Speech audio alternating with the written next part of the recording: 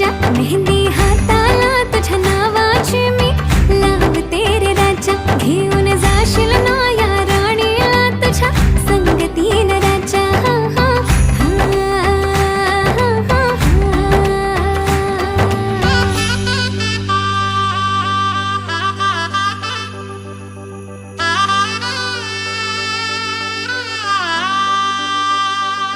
सजली ही नवरी बाई नवरोबासाठी ग, गाली हळदी चाले पा दिसते किती गोड ग.